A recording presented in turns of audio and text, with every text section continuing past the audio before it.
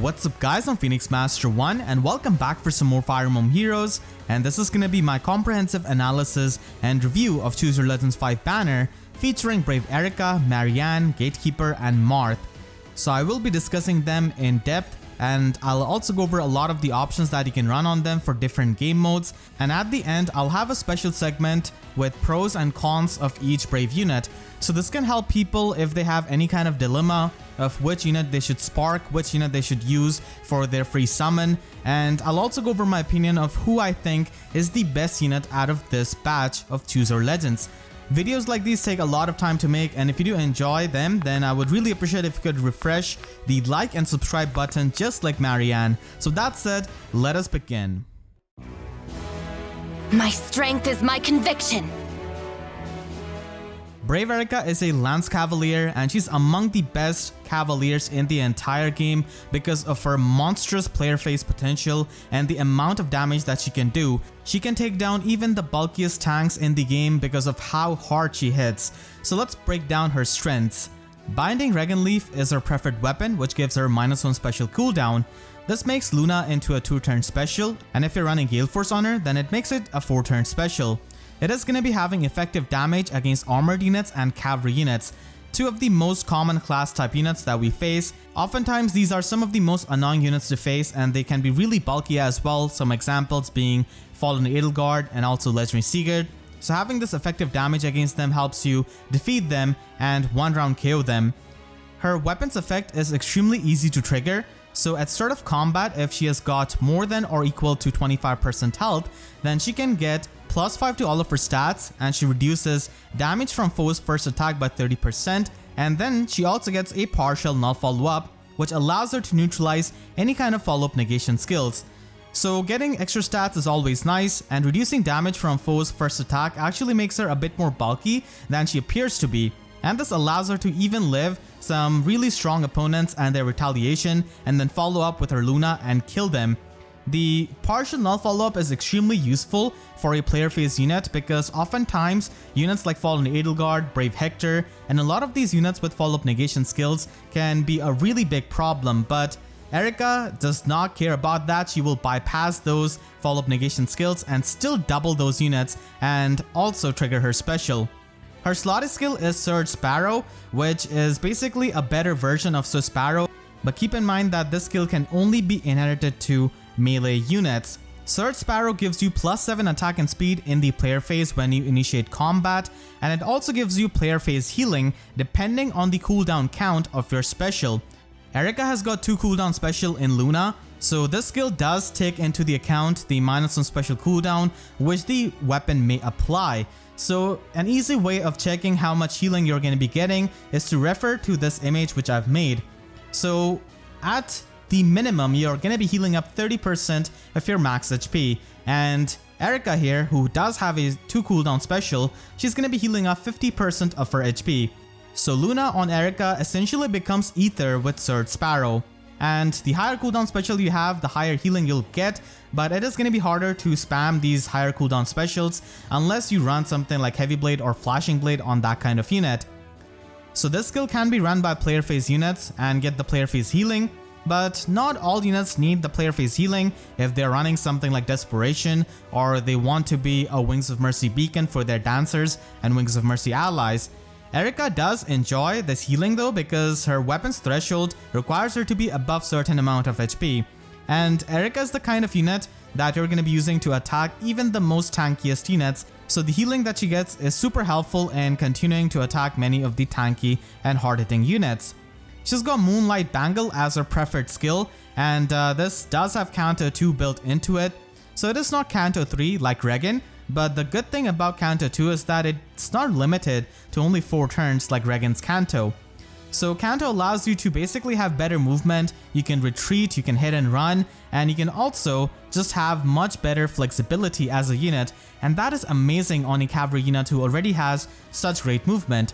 And this skill also gives you the anti-guard effect, so this pretty much allows her to ignore any kind of guard effect in combat as well as outside of combat. So it doesn't really matter if the opponent has got special fighter, guard, or she has been hit by some kind of ruse skill. She does not care and she will trigger her special. So this allows her to consistently spam her specials and do a lot of damage, and this also makes her one of the most reliable Galeforce units in the entire game, and nothing is going to stop her from charging her specials.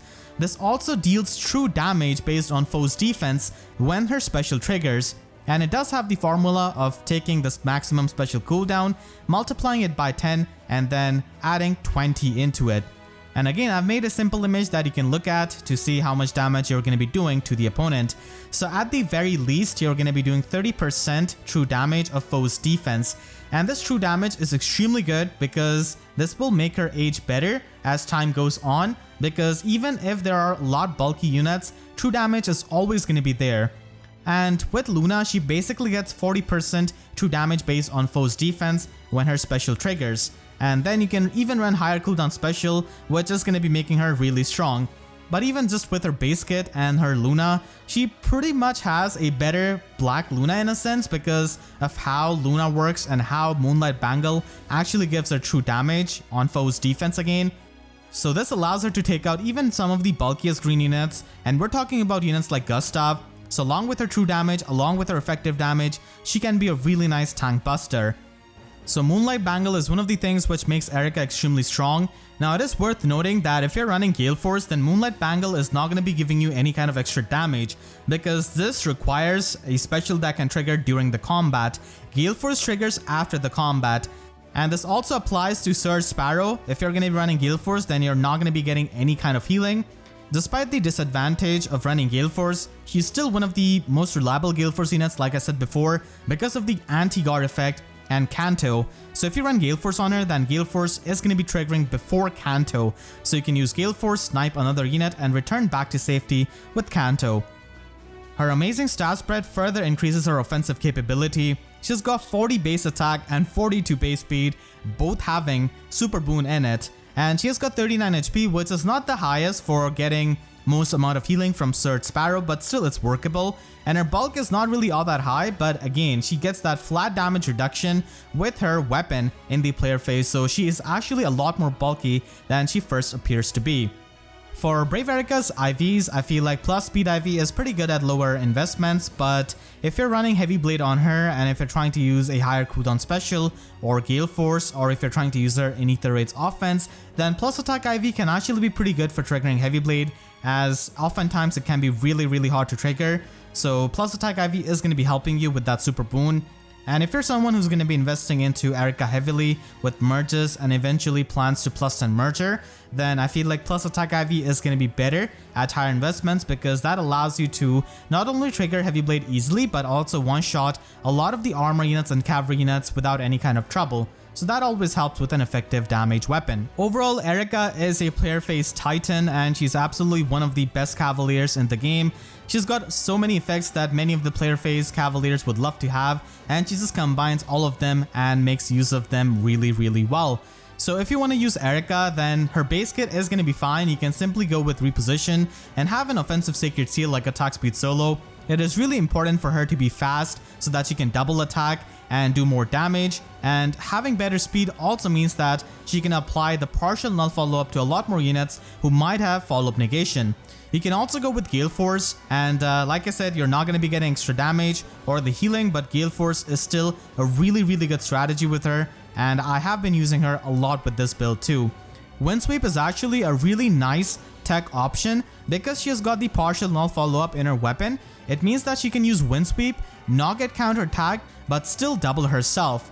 And you can actually take a look at how Windsweep Eirika can achieve something which Eirika with Moonlight Bangle cannot, and that is taking out someone like plus 10 Fallen Edelgard.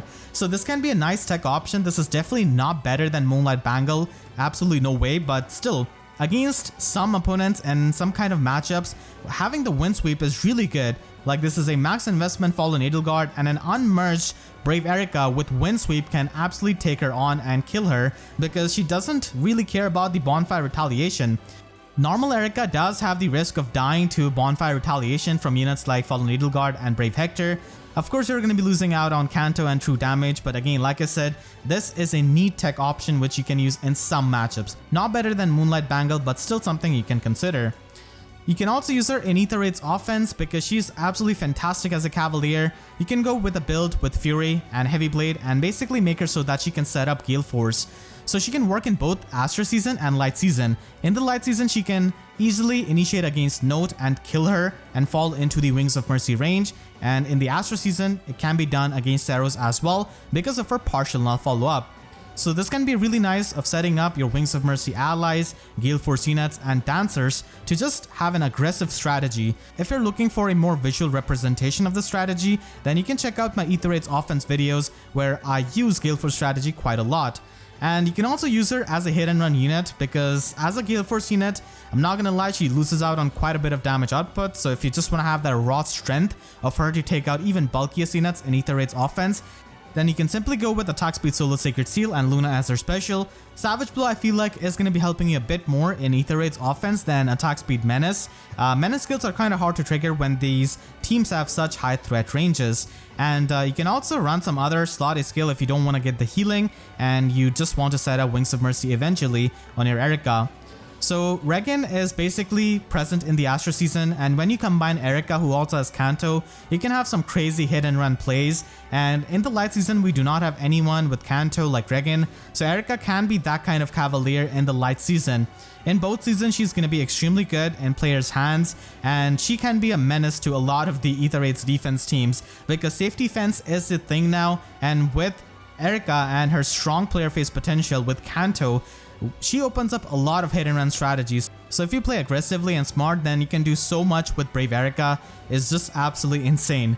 You can also use her in Aether Raid's defense on your defense team because she packs a punch. And for packing punch, you can also have Moonbow and Quicken Pulse. So this will pre-charge your Moonbow, and this is really great because many times your team is going to be up against plus 10 Farsight Brave Hectors, plus 10 armor units in general who can basically kill Eirika on their retaliation despite her damage reduction from her weapon, and that's why having that Quick Pulse Moonbow is really good to damage them extremely hard so that the other units on your defense team can just pick them off. And this can also be pretty nice because you can trigger Moonbow twice if the enemy counterattacks, and more often than not they're going to be counterattacking.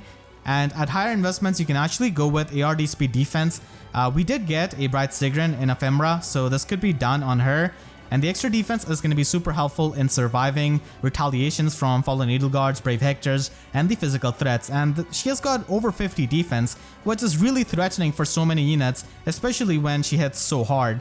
You can also run her with Heavy Blade and Dragon Fang, so a higher cooldown special is going to be giving you more healing and also more true damage from her exclusive slot B skill, and she's going to be hitting extremely hard, especially if you've got the attack super boon. You can also use Eirika in Arena, and because of Moonlight Bangle and its 300 SP cost, she actually scores like a 180 BST unit, which is really good because of her utility with Kanto and her amazing attack power. So Ruptured Sky is going to be super helpful in taking care of fallen Edelgards and a lot of the dragons and the beast units in Arena. You can run something like Aether, but it is going to be taking you longer to charge. Greetings, Summoner! Nothing to report. Gatekeeper in Fae reports himself as a green infantry mage to everyone's surprise. So he's got Charging Horn as his quote-unquote tome, and this gives him +3 defense, and this allows him to also support his allies for +5 attack and speed who are within 3 rows or 3 columns centered on Gatekeeper. So this is a huge range, and the offensive support to the allies is going to be pretty amazing. This weapon can also grant Gatekeeper in combat debuffs on the foes depending on the number of allies present within 3 rows and 3 columns centered on himself. At max, he can get -6 attack and resistance debuff on the foe if there are 3 allies present in that huge range. And if there is 3 or more allies within his huge range, then he can also stop follow-up attacks from the enemies. And this is really amazing as a tanky unit with low speed because he can take less damage by stopping enemies' follow-up attacks, which leads to better longevity. Gatekeeper also counts any kind of breakable wall, breakable structure, and breakable Aether Raid structures as if there are 3 allies present in his range. So that just activates his entire weapon, and in Arena, Arena Assault, Aether Raids, this is going to be consistently active. As it is, his weapon is quite easy to activate because of his huge range, so it might as well be active all the time to give him the in-combat debuff, as well as providing him with the follow-up negation. He's got Close Reversal as a slot A skill, and this is basically an upgrade to Close Counter, but it's not exactly better than Close Foil. So this skill allows him to retaliate back to melee units and also gives him +5 defense, which is really great with his already high defense stat. He has got Detailed Report as his slot B skill, and this is an exclusive skill, which is basically like a Super Obstruct. So melee foes cannot move through spaces of Gatekeeper, and ranged opponents cannot move through 2 spaces of Gatekeeper, and he also disables any kind of warping skill within 4 spaces of himself. So any kind of teleportation skill is simply disabled in 4 tile radius, which is really big. So this doesn't really mean that you cannot attack Gatekeeper, but it just means that you cannot pass through these spaces adjacent to the Gatekeeper, and this allows you to protect your backline units and also disable the teleportation skills, which is something that we have never seen before in FEH.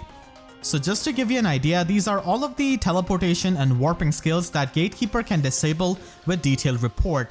So there are some notable units here like Brave Edelgard, Peony, and there are also a lot of really common skills like Aerobatics, Wings of Mercy, and Ground Orders, which can often be a big pain because units can just teleport and just spook you. And if you look at these skills and these units, then you can tell where you're going to be facing them the most, and that game mode is Aether Raids. So Gatekeeper is definitely pretty Aether Raid centric because all of these warping skills are super common there to catch the opponent off guard, and Gatekeeper can basically function as a support unit to disable these teleportation skills, especially for Bright Catria, Duo Peonies, the Ground Orders, and stuff like that, and that can allow your main tank to not get attacked by a lot more units. Keep in mind that he's not going to be stopping any kind of Dancers, Pathfinder, or the natural movement of the units. I would say that Gatekeeper is even better on Aether Raid's defense than he's in offense because he can basically stop any kind of aggressive strategy which requires a lot of Wings of Mercy teleportations, a lot of Dancers, and offensive units like Ninja Lin and Galeforce strategies. So those strategies have become better with safe defense. Overall, Gatekeeper is an anti-meta unit who brings new mechanic into FEH with Detailed Report, which can stop warping and teleportation skills, and it functions as a Super Obstruct in a sense. So he's definitely quite unique, and his niche is going to be most useful in Aether Raids, but even outside of that game mode, he can function as a pretty nice tank with good mixed bulk and workable attack stat. Not to mention, he can also support his allies with Charging Horn for their offenses. As for his IVs, at lower investment, you definitely want to go with Plus Attack IV so that you can hit a bit harder, but at higher and max investment, Plus Defense IV is going to be the choice to bring him up to 175 BST for arena scoring. For building up our friendly Gatekeeper, you have to run Quick Riposte Sacred Seal.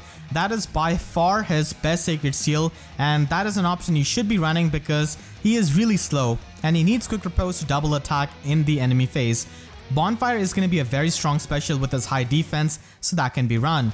In Aether Raid's offense, he can be run as a support so that he can just disable the teleportation skills, and you can basically use him with Distant Guard so that he can support your main carry unit, and that main carry unit can also be a far save or a near save tank.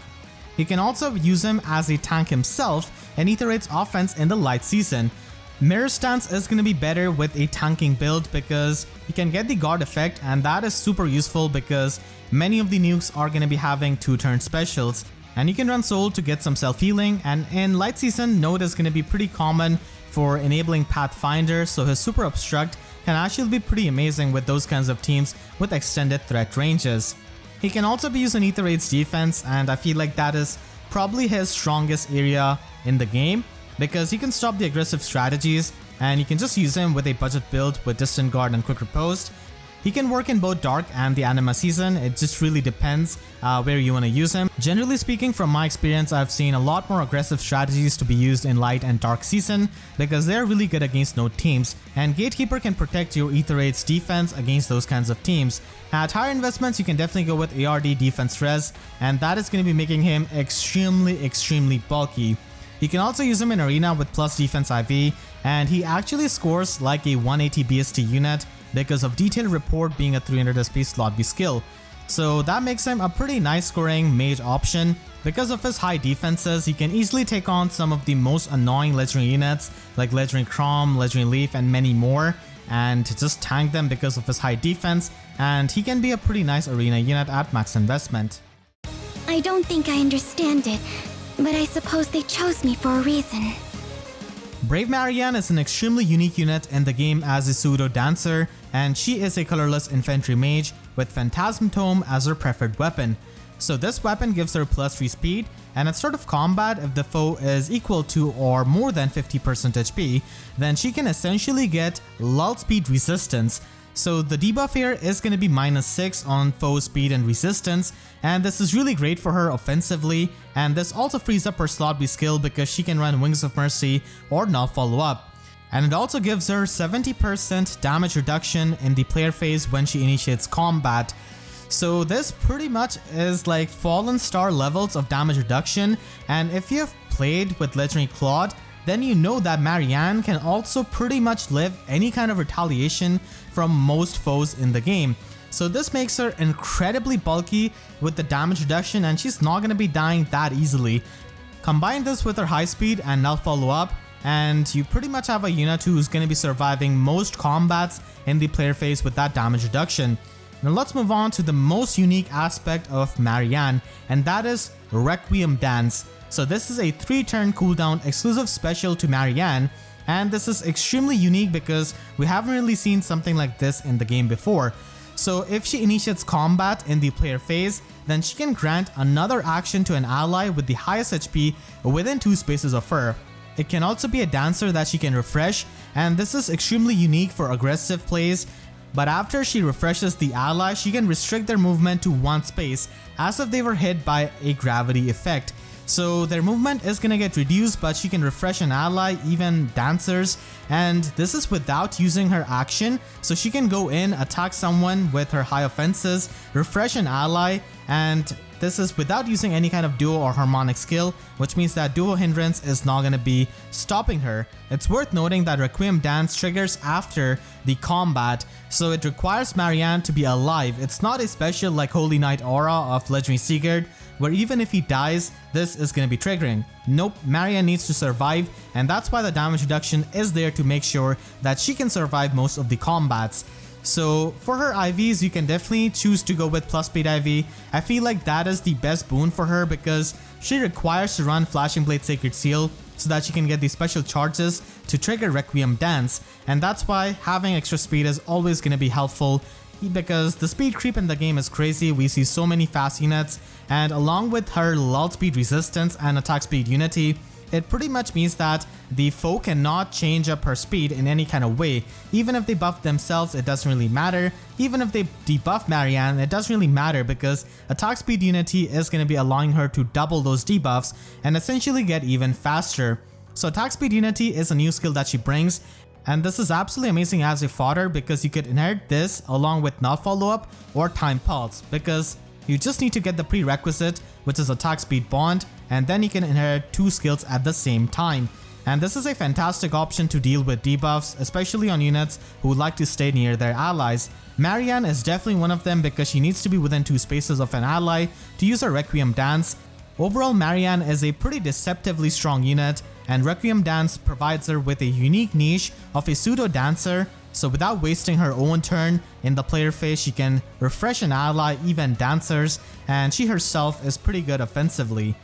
You ideally want to use Marianne with a lot of dancers, a lot of player phase threats and nukes, so that you can dance them up and you can just aggressively snowball your strategy in the player phase. She's going to be a fantastic unit to be used in Aether 8's offense with aggressive Galeforce strategies for sweeping the teams. As I've said before, Flashing Blade is something that you have to run because Requiem Dance is a 3-turn cooldown special. Time Pulse does bring it down to 2 cooldown, and Flashing Blade is needed in case she one-shots the opponent and she does not get to double. So that's why charging it up is going to be helpful there, and even against guard opponents this is going to be helpful so that you can get your special charges. It is absolutely important for her to charge up her special, and Flashing Blade Sacred Seal is a must-have on her. Attack speed unity and Null Follow Up are fine, but Wings of Mercy can be a really nice option on slot B for her, as it is for any kind of dancer, and Marianne is essentially a pseudo dancer, so that allows her to trigger her condition of Phantasm Tome, the unity skill, and also easily trigger Requiem Dance, probably near the unit that she's going to be warping to. In Aether Raid's offense, she provides more options to aggressive teams with Galeforce strategy because she is going to be a dancer who can take out a unit and then refresh an ally, and she hits on the resistance. There are many dancers who can run its curtains or any kind of Galeforce build, but the problem with all of them is that they hit defense of the opponent, and in the light season, people are going to be running Note, who gives extra defense, and most teams are going to be stacking up their defense as most physical threats are going to be attacking their team. So Marianne hitting the resistance stat of the opponent and being a ranged unit is a huge boon and sets her apart from all of the other dancers that you can use with a Galeforce strategy. So I'm personally going to be using her with this kind of build with Wings of Mercy so that she can warp in and dance someone up with Requiem Dance, and it's a lot easier to trigger this in Aether Raid's offense. You can also run her in Aether Raid's defense, especially when you have got some kind of orders buff like Drown Orders or Bright Catria support, so that Marianne can warp near the allies and basically give them the Requiem Dance support. So she doesn't really need to run any kind of assist skill here, and she's immune to isolation. She's going to be extremely stocky, and I don't think you really need to run Sturdy Impact, because even on Legendary Cloth, Sturdy Impact doesn't really do too much because he's already so bulky, and that is similar case to Marianne. You can definitely go with Attack Speed Unity so that you can get the extra speed in case the opponent is packing Sabotage Speed or Chill Speed, and that can help her just not be slow and trigger her Flashing Blade. At higher investments, you can definitely go with ARD attack speed to just maximize her offenses and to make sure that she can hit extremely hard.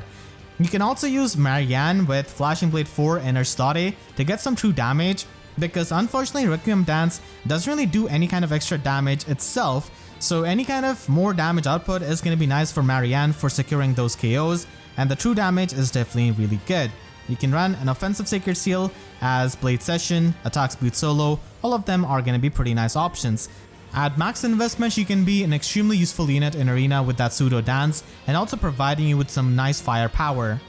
Marianne is pretty fantastic in Aether Raid's defense, Arena and Arena Assault, where people use a lot of visible buffs, and because of Lull Speed resistance in her Phantasm Tome, she gets more value out of that. I can overcome any difficulty with my friends beside me. Brave Marth is a sword infantry unit this time, and he's among the best sword infantries as of making this video because he combines a lot of the things which many sword infantry units just love to have for their archetype. So he has got Genesis Falchion as his preferred weapon. This gives him -1 special cooldown, which makes Shining Emblem into a 1-turn special, and this of course has Dragon Effectiveness because any kind of Falchion will have that. This weapon's effect is always going to be active in the player phase, but if you want to get this effect in the enemy phase, then he needs to be near 2 spaces of at least 1 ally, and if that condition is met, then he can get +5 to all of his stats and also get bunch of effects depending on the total value of bonuses of the allies with the highest bonus totals. So this buff value check is actually a global check. It doesn't really matter where the allies of Marth are on the map, as long as they're buffed, Marth can activate the effects on his weapon. So if the total buff value is equal to or more than 10, then he gets the null follow-up effect. So this is really easy to trigger with like 2 tactic skills, and you can just buff up his allies, and null follow-up is going to be an extremely strong skill that is present in his weapon and is the easiest to get. If the buff value is 25 or more, then he can get additional +5 attack during the combat, and he also gets the self-healing during the combat per hit. And if the buff value is equal to or above 60, then he can get Vantage. So null follow-up is easily the best effect out of this weapon, and the self-healing is also a cherry on top. Vantage is not bad and it can be useful, but it's not needed most of the time. So these numbers might look big, but they're actually pretty easy to achieve with Shining Emblem, his special. So this becomes a 1-turn special with his weapon, which means that it is really easy to trigger. At start of turn, if Marth is within 2 spaces of an ally, then he can buff himself up for +6 to all of his stats. So Marth doesn't really need any kind of buff support from his allies. He can buff himself up and be independent, and he can also buff up allies within 2 spaces for +6 attack. This special does damage based on 35% of his speed, and after the combat, if Marth triggered this special, then he can buff himself up for +6 and also all of his allies for 1 turn. And again, the allies can be anywhere on the map and they will still get buffed. and after he has triggered the special, his entire weapon is going to be fully activated because of the buffs that he's going to be giving to his allies. So his weapon and special are quite synergetic, and he has also got distant pressure as a new distant counter skill, which basically has another effect. So if Marth's HP is equal to or above 25%, then he can get +5 speed during the combat, but after the combat, if he attacked, then he gets the 5 recall damage. So the recall damage is extremely annoying for any kind of tank on any kind of damage reduction unit because they don't want to take that consistent damage all the time. But for Marth, because he gets the self-healing from his weapon, it kind of evens it out, so he's still gonna be at a good amount of HP despite taking this recall damage. So Marth pretty much ends up becoming one of the best sword infantry units in the game with that offensive stat spread of making him a really fantastic damage reduction tank who can function in both phases. He also has super boons for his attack and speed, and usually with this kind of damage reduction unit, you always want to opt for the speed super boon. Brave Marianne scores the highest in arena game mode out of the entire batch of these Choose Your Legends units because of being 182 BST. So at max investment, he can definitely be a pretty amazing unit there. And overall, he's basically combining a lot of the characteristics of the archetype of God Sword unit, having that null follow-up, self-healing, the damage reduction, and also having this amazing stat spread which complements his play style. Marth is pretty straightforward unit to use, so you can go with Mystic Boost Secret Seal, or you could even run Speed Resistance solo. You definitely want to run Time Pulse in slot C if you can, because in my opinion, that is better than even Tempest. Even Tempest gives you that extra movement, but Time Pulse actually makes sure that he can activate his weapon at all times, because if he's facing any kind of opponent with guard effect, then he may not be able to trigger his special, and that is not good for triggering all of the effects of his weapon. So that's why Time Pulse can pre-charge his Shining Emblem at start of every turn, and he can basically trigger that special right off the bat and activate his entire weapon and buff up all of the allies. Marth is absolutely fantastic with Ashera in the Aster season of Aether raids because Ashera can give him the null panic effect and also the allies, and panic is one of the things which can annoy Marth a lot because he depends on the visible buffs of himself and also his allies, and he buffs himself up, so if he gets hit by the panic, that is not good. So having that null panic from Ashera is going to be making him a fantastic tank in that season, and he can tank really well, deal with Duma and Saros with his effective damage, and be a nice Omni tank. And at higher investment, you can even go with Null Counter Disrupt in slot B from the Divine Code section. So this makes it so that he has got Null Follow Up in his weapon, Self-Healing, Null Counter Disrupt, and also Mystic Boost to disable the Wrathful Staff damage of these staff units.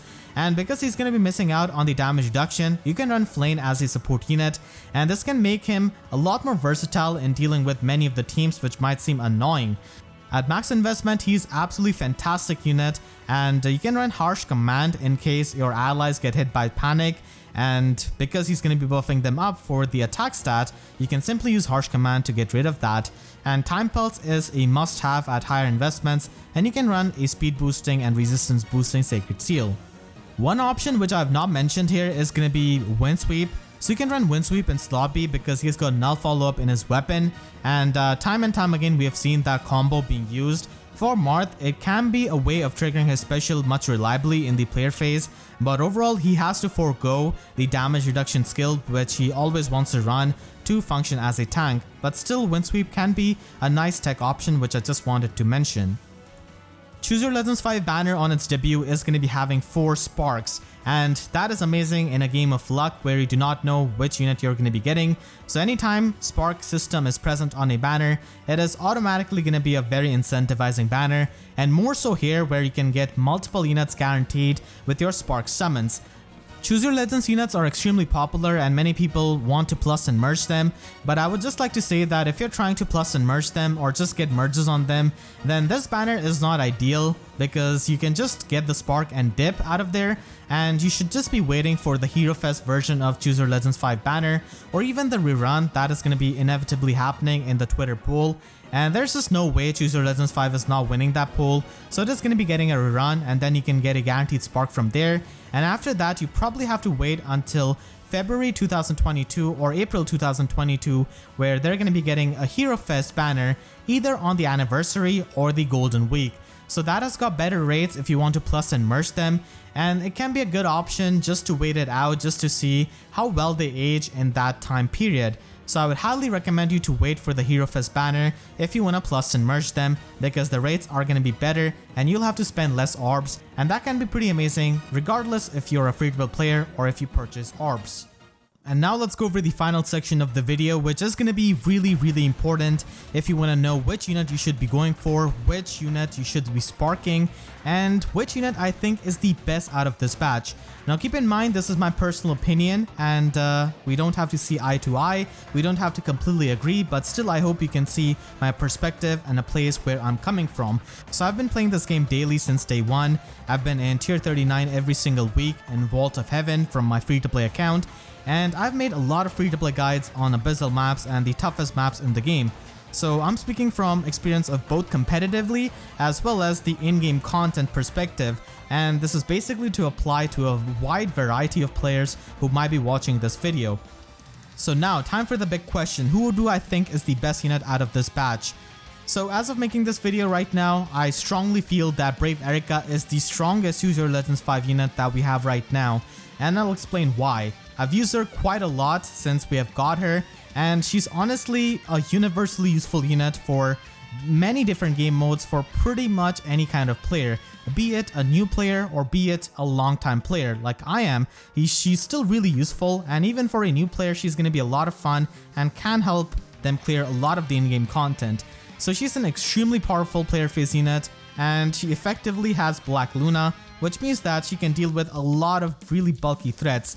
Effective damage on Cavaliers and Armors also helps her deal with that regard, and we have seen that those units are super common. She can deal with Fallen Edelgard, who's of course gonna be a big threat for any kind of player, and Legendary Sigurd is also really annoying in many of the competitive game modes. So she has got pretty much everything that you could ask for in a player phase cavalry unit.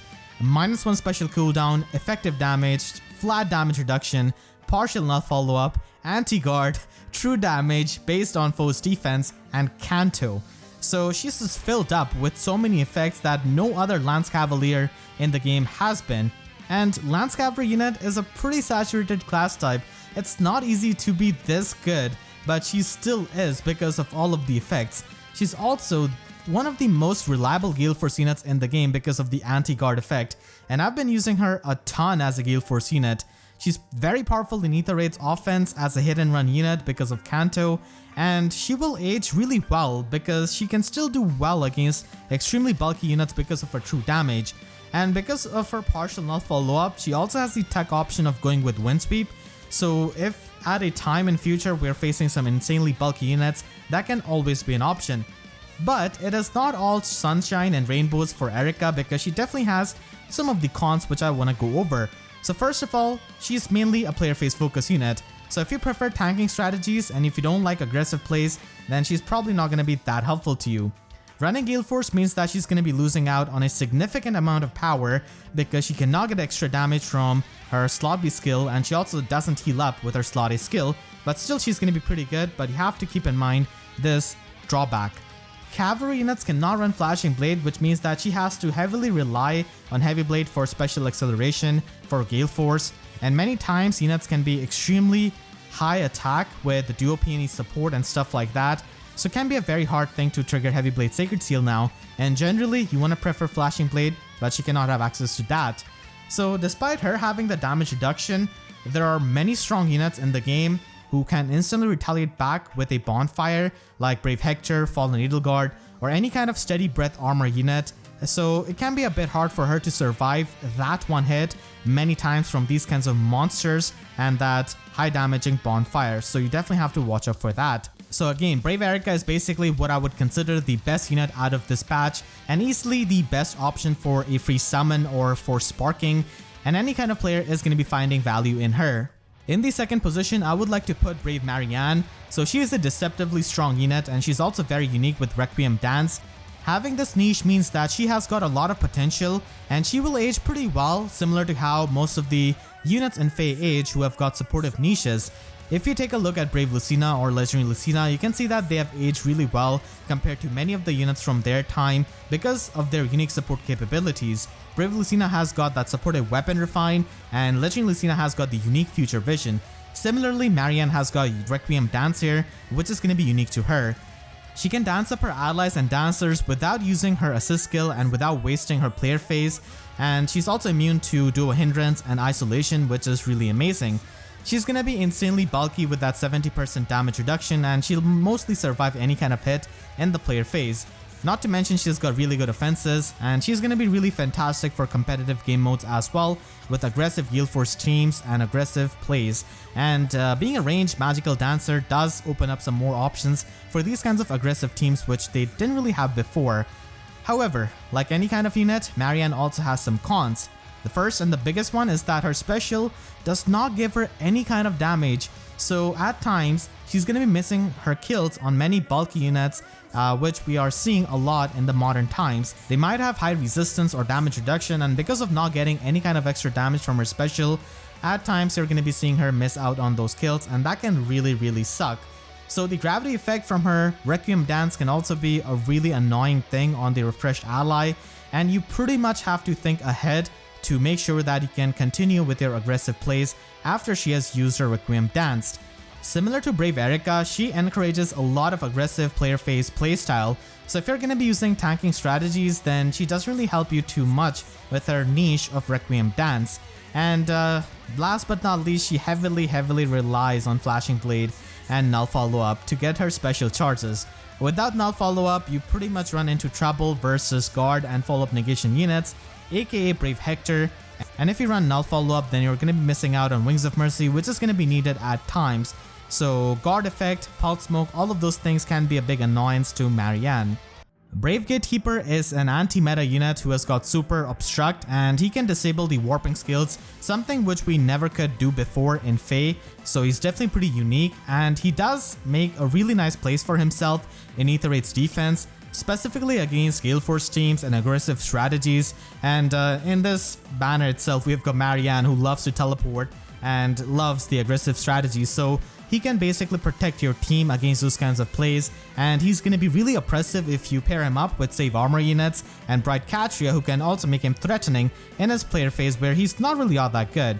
He also has really good mixed bulk, and Follow Up Negation is going to be helping him in this tanking role, and his weapons condition is super easy to active, so that is a big relief. And he can also be used as a support unit because of the attack and speed buff that he gives to his allies, and he can actually be a pretty fantastic support unit in Aether 8's offense as well in a competitive game mode, along with Save Armor units, because disabling the teleportation skills is going to be a big boon. Unfortunately, Brave Gatekeeper is really easy to counter, and Null Follow Up is going to be making him not double, and his Follow Up Negation doesn't really mean anything. Similarly, faster units with auto follow-up skills are just going to be able to win the speed check and still double Gatekeeper through his follow-up negation, and many times also kill him, because if you're running his default slot skill, then he doesn't have the guard effect and they can trigger their 2-turn cooldown special. He has no way of reliably doubling without quick riposte, so unfortunately you cannot run something like Mystic Boost or Attack Defense Form on him if you want to make him double attack. And his niche is most useful in Aether 8's defense.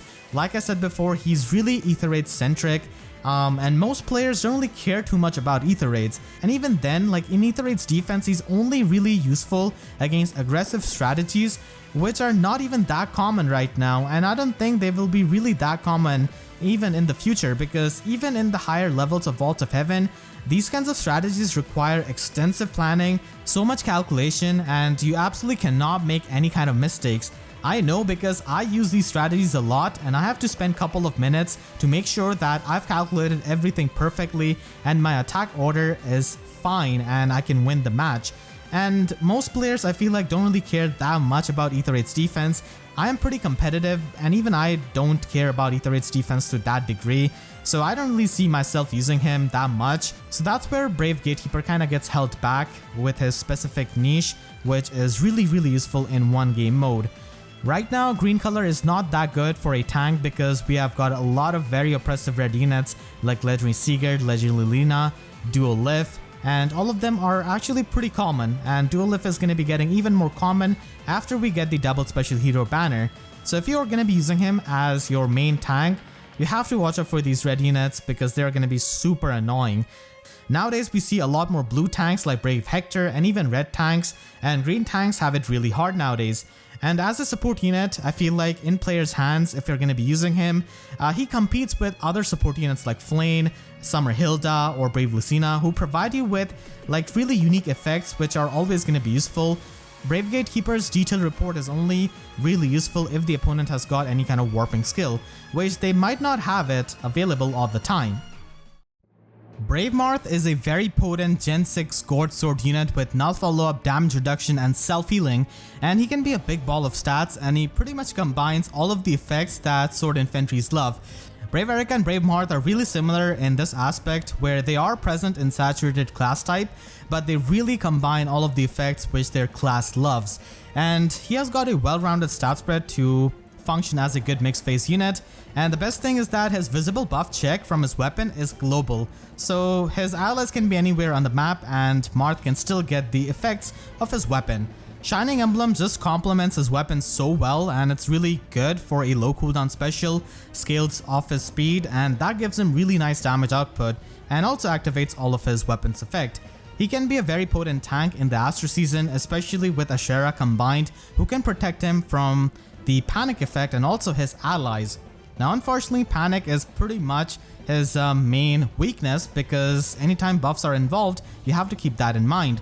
So Marth can buff himself up for all of his stats, and if he gets affected by panic, he gets weakened, and if his allies are panicked, then he doesn't get any of the effects from his weapon as well. So you have to watch out for panic, and panic smoke, panic effect, and panic manner. All of these things are pretty common, so Ashera again is gonna be his best friend essentially. Sword infantry units are really competitive, so if you have already invested into a Gourd sword unit like Ira, Ryoma, Marita, Fallen Ike, then Marth is not going to be standing out that much. It doesn't really mean that Marth is bad, but it's just that we have seen this kind of archetype of unit so many times. Even though Marth is really good in that archetype, he doesn't really stand out as much. Vantage from his weapon isn't going to be all that useful, because we have got a lot of bulky units nowadays with damage reduction and just with their high bulk, so a single hit from Vantage doesn't really kill them most of the time. So those were all of the pros and cons of the Choose Your Legends 5 units. Let me know what you think about them. How has your experience been with them, and how would you rate them? Who would you consider the best unit out of this batch? And if you agree with my opinion of them or not, I'll be eager to hear all of that in the comments section down below. And many people have been asking me which unit I'm going to be using in my free-to-play guides, if I'm ever going to be using one, and usually I avoid trying to use any kind of Choose Your Legends unit in my free-to-play guides for abyssal maps, mainly because it's a big hassle as not everyone has that unit, and I try to make my guides available to majority of the players. So that's why Choose Your Legends units are not going to be that common in my abyssal guides, but still I did conduct a poll this time, and Gatekeeper won both polls on YouTube as well as Twitter, so I guess I'm going to be using him in case I need to. Keep in mind that I'm always going to be trying to beat all of the abyssal maps with the in-game content units like Regan, Air, Peony, Ninian, all of those units which are going to be available to everyone. So unless there's a really tough map that requires Gatekeeper, only then he's going to be seeing the light of the day. Otherwise, you're just going to be seeing my Regan plays in my free-to-play guides. And this is basically to future-proof, just in case we ever get like a difficulty increase or something in abyssal maps, and he could be useful. So that's why I conducted the poll.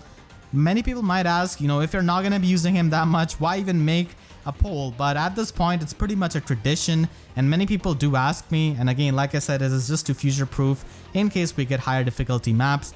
If you don't follow my free-to-play guides, and if you don't really need them, then you don't really need to go for this free summon out of this poll, in my opinion. And as it is, I'm going to be using him pretty rarely to begin with, and most of the time I'm going to find a way, I'm pretty sure, without using him, because Regan is just such a monster. So I hope you all enjoyed this comprehensive Choose Your Legends review which I've done. Make sure to share this video with your friends, because I went over a lot of important things which can potentially help so many people decide their free summon, their spark, or what kind of scenario or what kind of build they want to run them in. And if you enjoyed, then make sure to leave a like and a comment, helps you tremendously. And if you really enjoyed, then you can support my work directly by becoming a member of the channel or by using super thanks. All of that is optional, but I still appreciate it a lot. And I want to thank all of my YouTube members for their constant support. If you want to see more videos, then make sure to subscribe and hit the notification bell. because YouTube sub boxes are about as functional as Black Knight, seeing Brave Eirika essentially have a better Black Luna. So that's it, I'll see you guys next time. Thank you so much for watching and have a great day.